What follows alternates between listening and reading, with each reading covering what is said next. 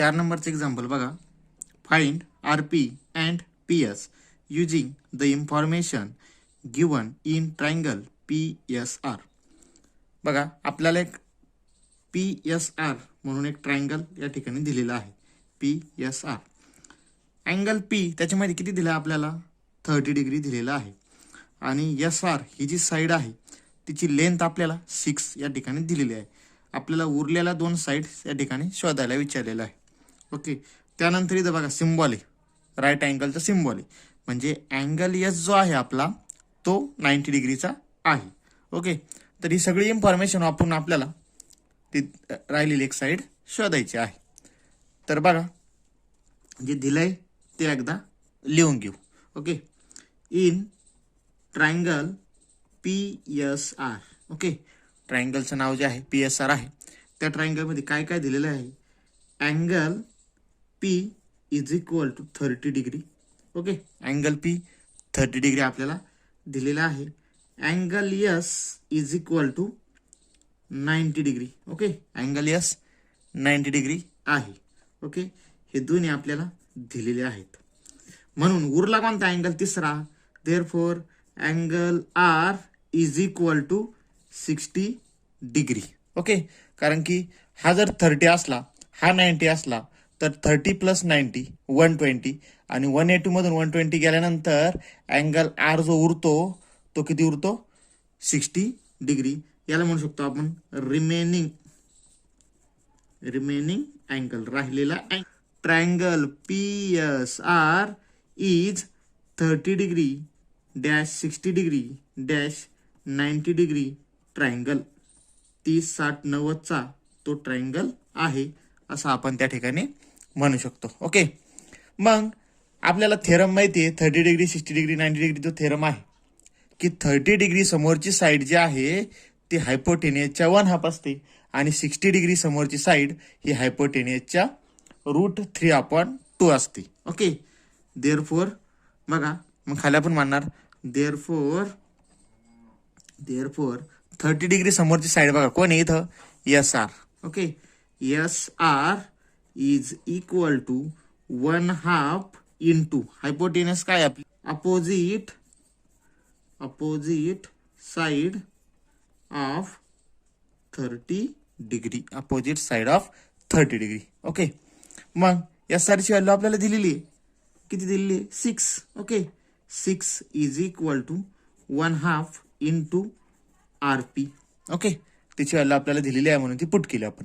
हा जो 2 डिव्हिजनला आहे तो पलीकडे गेला तर तो काय करेन मल्टिप्लायला जाईल म्हणून आपल्याला RP काय मिळेल बघा. Therefore RP is equal to 6 into 2 आणि 6 इंटू 2 म्हणजेच RP ची व्हॅल्यू आपल्याला या ठिकाणी मिळाली 12. ओके, PS आपल्याला काढायची आहे.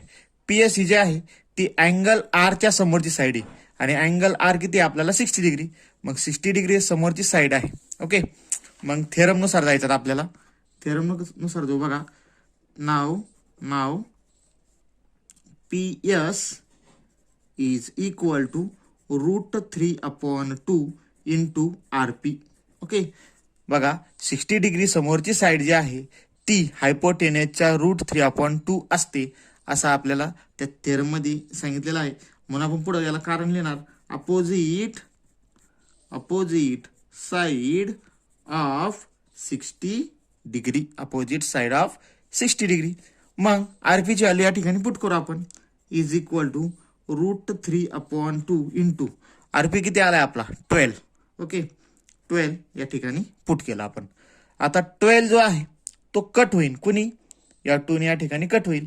ओके, मग 2 1 जा 2 2 6 जा 12. ओके, म्हणजे या ठिकाणी 6 राहिले. ओके, हा 1 जो आहे डिनोमिनेटरला त्याचं काय एवढं काम नाही आपल्याला, म्हणजे 6 आणि इथं राहिला √3 म्हणजे आन्सर आलं. Therefore PS is equal to 6√3. Okay, PS जो आहे आपल्याला किती मिळाला 6√3. त्यांनी आपल्याला RP आणि PS या दोन व्हॅल्यूज शोधायला विचारलेलं होतं. ओके, RP ची व्हॅल्यू आली 12 आणि PS ची व्हॅल्यू आली 6√3. 5वा एक्झाम्पल बघा. For finding AB and BC with the help of information given in figure complete the following activity. खाली एक ॲक्टिव्हिटी आहे ते आपल्याला कंप्लीट करायची आहे आणि ती कंप्लीट केल्यानंतर आपल्याला त्याच्यावरून ए बी आणि बी सी यांच्या व्हॅल्यूज शोधायला विचारलेलं आहे. तर या ठिकाणी एक ट्रायंगल दिलेला आहे ए बी सी. त्या ट्रायंगलमध्ये ए सी जी आहे साईड म्हणजे या ठिकाणी हायपोटेनियस आहे ती ॲक्च्युली तिची लेंथ जी आहे √8 दिलेली आहे. ओके, अँगल बी हा 90 डिग्रीचा अँगल या ठिकाणी दिलेला आहे. त्यानंतर ए बी आणि बी सी या दोन साईड ज्या आहेत त्या कॉन्ग्रंट आहेत, सारखे आहेत, कारण की तिचे सिम्बॉल्स त्याचे दिलेले आहेत. ओके, या सगळ्या इन्फॉर्मेशनचा वापर करून आपल्याला ही ॲक्टिव्हिटी कंप्लीट करायची आहे. तर काय दिलंय बघा ॲक्टिव्हिटीमध्ये, A B is equal to B C आणि पुढं डॉट करून एम्प्टी बॉक्स त्या ठिकाणी दिलेला आहे. तर A B is equal to B C हे आपल्याला दिलेलंच आहे म्हणून आपण त्या एम्प्टी बॉक्समध्ये तिथे लिहिणार आहे. त्याचं रिझन काय लिहिणार आहे, गिवन. ओके, ते आपल्याला दिलेलंच आहे. त्यानंतर angle B A C is equal to पुढे एम्प्टी बॉक्स दिलेला आहे. अँगल बी ए सी हा किती असेल ते आपल्याला विचारलेलं आहे.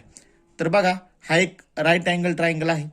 त्यामध्ये अँगल बी हा 90 डिग्रीचा आहे आणि दोन साईड ह्या इक्वल आहेत. ओके, दोन साईड इक्वल आहेत म्हणल्यानंतर त्यांच्या समोरचे अँगल्स हे पण कसे असणार, इक्वल असणार. ओके, मग हा 90 डिग्री झाला आणि ह्या दोन अँगलची सम 90 डिग्री येते आणि दोन्ही सारखेच आहे म्हणल्यानंतर दोन्ही अँगलचं मेजर जे आहे ते किती असणार, 45 degree.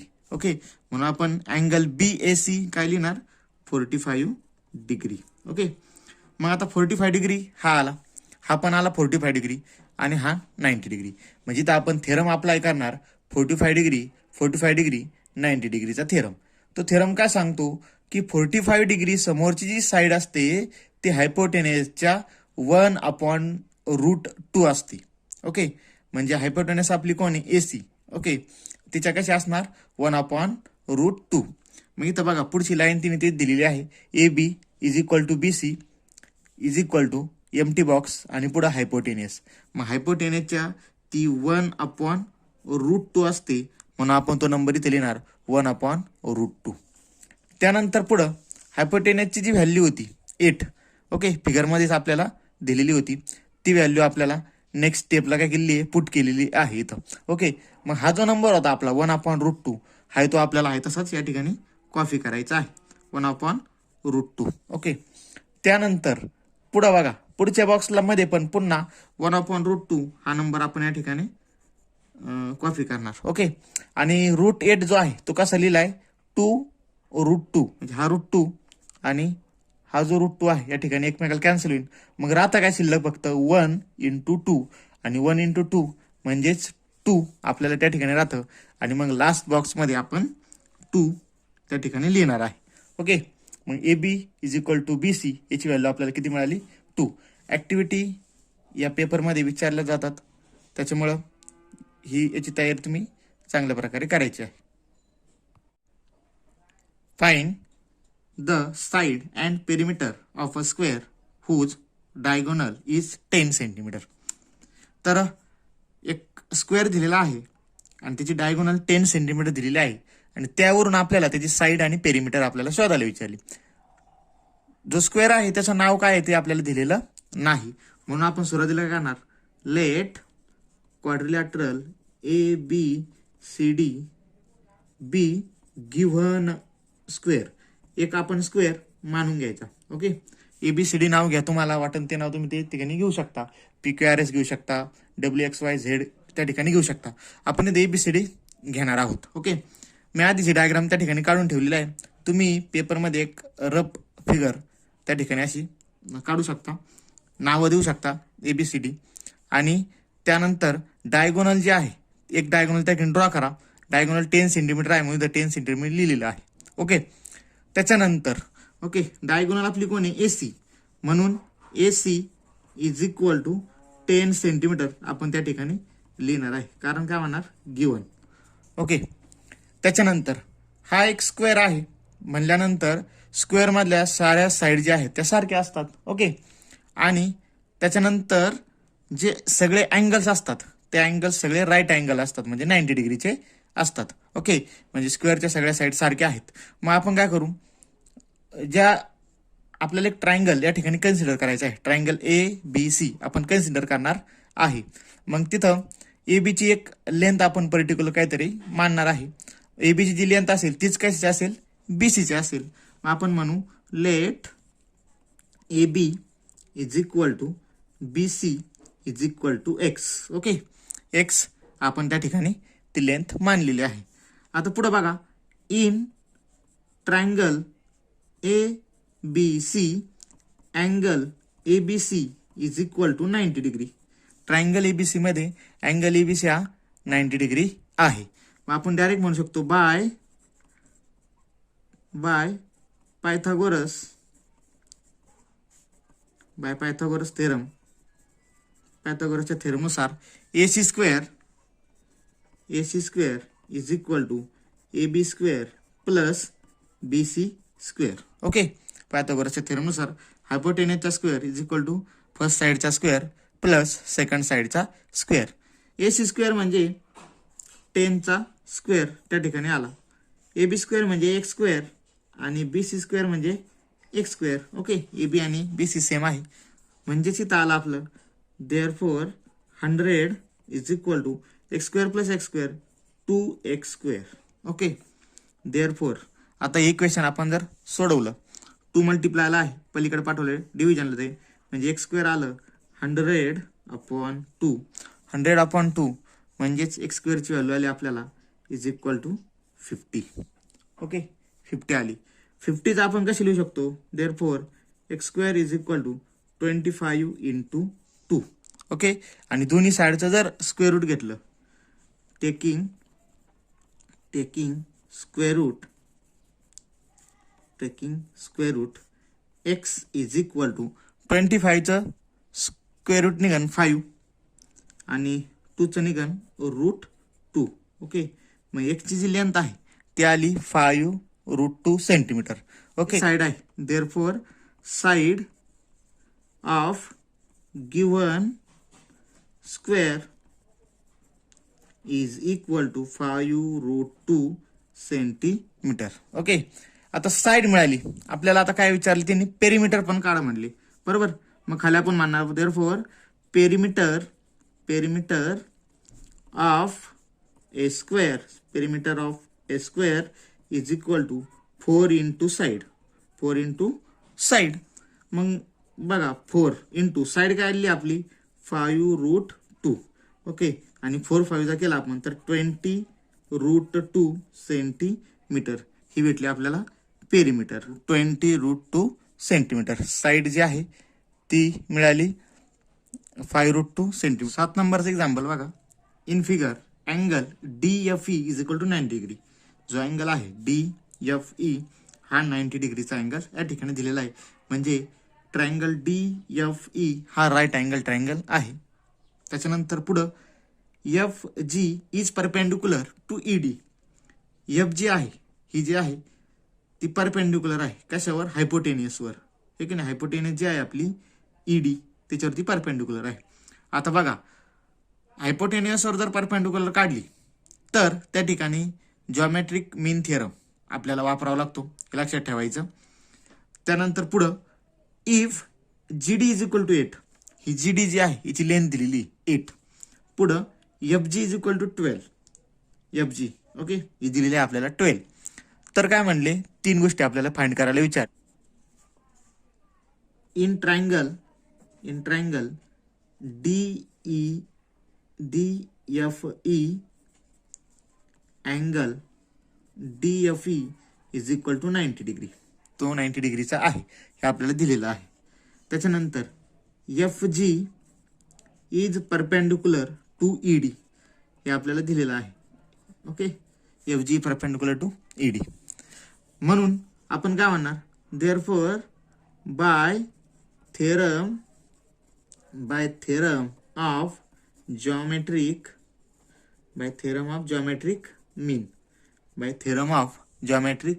Mean okay, FG square is equal to DG किंवा GD इंटू EG. ओके, त्या थेरमनुसार. ओके, परपेंडिक्युलरचा जर स्क्वेअर केला तर तो हायपोटेन्यूसचे जे तुकडे झालेले आहेत दोन, ओके, दोन पार्ट झाले आहेत, त्यांच्या मल्टिप्लिकेशन इतका असतो, हा आपल्याला थेरम सांगतो. म्हणून त्या थेरमनुसार आपण हे लिहिलेलं आहे की FG square is equal to GD into EG. Okay, GD into EG ते असं लिहिले. ज्या व्हॅल्यू दिल्या त्या पुट करा आता. ओके, FG स्क्वेअर म्हणजे 12चा स्क्वेअर.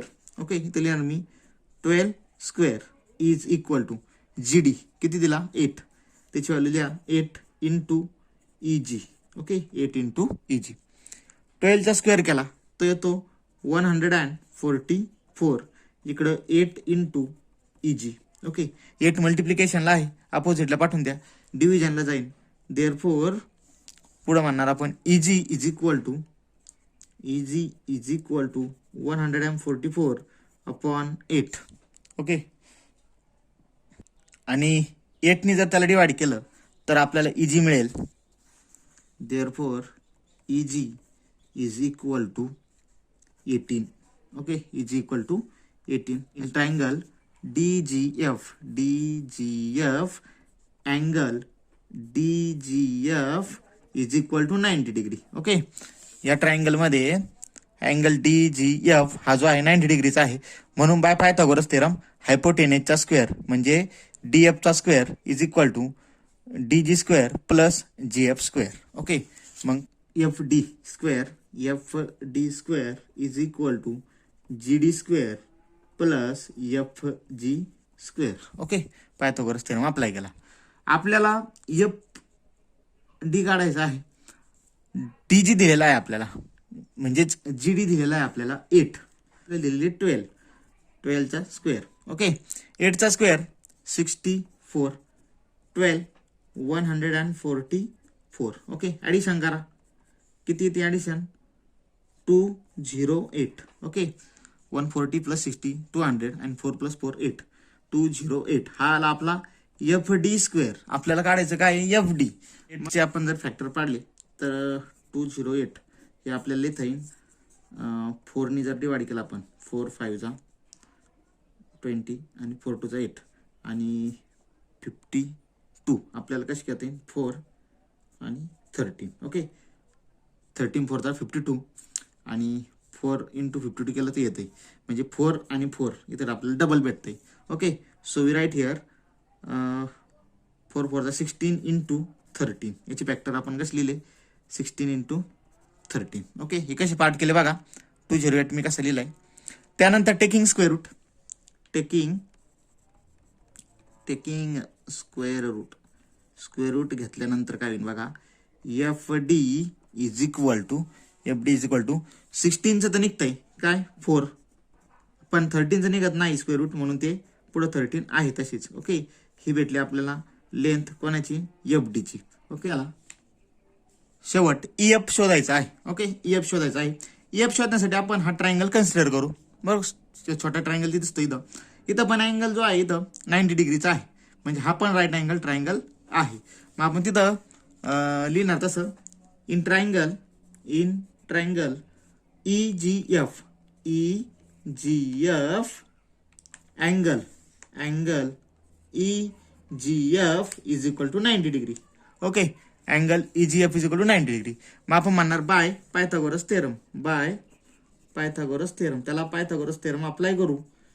पायथागोरस थेरम, हायपोटेनस कोण झाली आपली, हा 90 डिग्रीचा अँगल आहे, म्हणजे समोर झाली आपली हायपोटेनस, म्हणजे EF square is equal to square म्हणून आपण त्याला EG square plus FG square. Okay, आपल्याकडं EG ची व्हॅल्यू आहे, FG ची व्हॅल्यू आहे. 3 स्क्वेअर प्लस 12 स्क्वेअर. ओके, 18चा स्क्वेअर जर केला तर येतो 324 प्लस 12चा केला 144. ओके, यांची जर आपण ॲडिशन केली 468. ओके, मग याचे आपण आता फॅक्टर पाडावं लागणार आपल्याला फक्त, आणि मग नंतर फॅक्टर पाडल्यानंतर आपण त्याचा स्क्वेअर रूट घेऊ. आता 468 याला जर आपण फॅक्टर पाडले तर आपण ह्या मेथडने जाऊ शकतो. तुम्हाला जर डायरेक्टली ते करता येत नसेल तर या मेथडने जायचं. ओके, आपण प्राईम फॅक्टर मेथड शिकलेलो आहोत 7th स्टँडर्डमध्ये बघितलेलं आहे. 2 ने डिवाइड केलं याला तर काय येईल 2 3 4.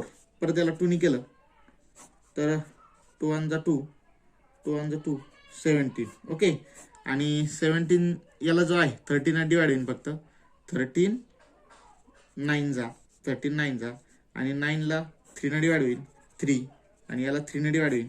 सो 2 वेळेस आलेले आहेत आणि 3 वेळेस आलेले आहेत. म्हणजे हे कॉमन निघन, हे कॉमन निघन आणि 13 जो आहे तो निघणार नाही, तो आहे तसाच राहील. So F is equal to 2 आणि 3 बाहेर राहणार आहे. ओके, 2 into 3 आणि आतमध्ये कोण राहणार आहे तर 13, कारण की तो सिंगल आहे, तो आहे तसाच राहील. So 13. Therefore EF is equal to 6√13. Okay, ही मिळाली आपल्याला 3rd नंबरची व्हॅल्यू.